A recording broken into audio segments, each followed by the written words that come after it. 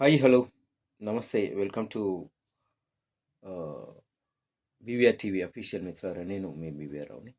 సాధారణంగా గిరిజన రైతులు తాము పండించిన పంటను దళారులకు అమ్ముకొని తక్కువ ధరతో సరిపెట్టుకొని ఆ వచ్చిన దాంతో ఏదో బతికిస్తూ ఉంటారు. కానీ ఇక్కడ ఒక విచిత్రం జరిగింది. ఒక 8 మంది రైతులు చరిత్ర సృష్టించారు. వాళ్ళందరూ కలిసి చదువు లేకపోయినా ఒక సొసైటీని స్థాపించుకొని సంవత్సరానికి ₹1,00,00,000 టర్న్ ఓవర్తో ఒక కాఫీ బిజినెస్ స్టార్ట్ చేశారు. అంటే కాఫీ పంటను పండించడం, వాళ్ళే మార్కెట్‌కి తీసుకెళ్ళడం, అమ్ముకోవటం, ఇవన్నీ అసలు అద్భుతం గదా!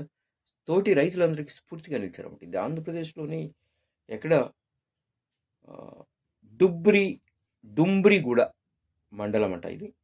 నాకు చదువుతుంటేనే చాలా ఆశ్చర్యంగా ఉంది. బడిమెల గ్రామానికి చెందిన 8 మంది రైతులు వాళ్ళు అసలు ఈ ఉన్నత లక్ష్యానికి ఆలోచన తోడైతే ఏమైనా చెయ్యొచ్చు అని నిరూపించిన వ్యక్తి. అరకు కాఫీని పండించే రైతు.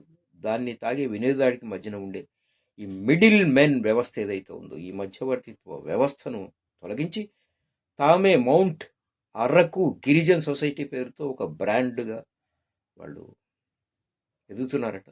వనరులు మనవే, శ్రమ మనదే అయినప్పుడు లాభం కూడా మనకే దక్కాలన్న ఆశయం అరకు కాఫీ సువాసనలు ఇప్పుడు వారి జీవితాల్లో ఆర్థిక పరిమళాలను వెదజల్లుతుంది. ఎంత గొప్ప విషయం అండి. చూసారు, దాని మీద ఆధారపడకుండా చూడండి, 2023లో ప్రారంభమైన ఈ ప్రస్థానం కేవలం 2 ఏళ్లలోనే ₹1,00,00,000 టర్నోవర్కు చేరుకోవడం సామాన్య విషయం కాదు. ప్రభుత్వ పథకాలను అందిపుచ్చుకుంటూనే వ్యాపార మెలకువలపై పట్టు సాధిస్తూ అంచెలంచెలుగా ఎదుగుతున్నారట.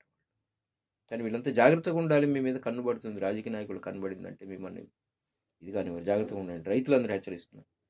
సో కేంద్ర కాఫీ బోర్డు ఐసిడిపి పథకం సహకారంతో సుమారు 30 లక్షలతో అత్యాధునిక యూనిట్ను వీరు ఏర్పాటు చేసుకున్నారు. కాఫీ నిల్వ కేంద్రం 4.57 లక్షలు, కాఫీ శుద్ధి కేంద్రం 8 లక్షలు, సోలార్ డ్రైయింగ్ యూనిట్ ఒక 8 లక్షలు. ఈ మొత్తంలో కొంత రాయితీ రూపంలో లభించగా మిగిలిన మొత్తాన్ని వ్యాపారం చేస్తూ తిరిగి చెల్లిస్తూ స్వయం సమృద్ధికి నిదర్శనంగా నిలుస్తున్నారు. హ్యాట్స్ ఆఫ్ అబ్బా. సో కేంద్ర ప్రభుత్వ సహకారంతో వాళ్ళు ఇచ్చిన రుణం తీసుకొని చేస్తున్నారు. సో ఈ రైతుల విజయానికి కారణం మార్కెట్ గమనాన్ని అర్థం చేసుకోవడం. సాంప్రదాయంగా గిరిజన సహకార సంస్థపై ఆధారపడకుండా కొకోరో వంటి ప్రైవేట్ కంపెనీలతో ఒప్పందాలు చేసుకోవడం ద్వారా వీరు 2 ప్రయోజనాలు సాధించారు. బీసీసీలో ఉండే చెల్లింపుల జాప్యాన్ని నివారించుకున్నారు. అలాగే మార్కెట్ డిమాండ్కు అనుగుణంగా మెరుగైన ధరను కూడా సాధించారు. గ్రేట్ కదా, హెడ్స్ ఆఫ్. సో రైతన్నలు హ్యాట్స్ ఆఫ్ మీకు.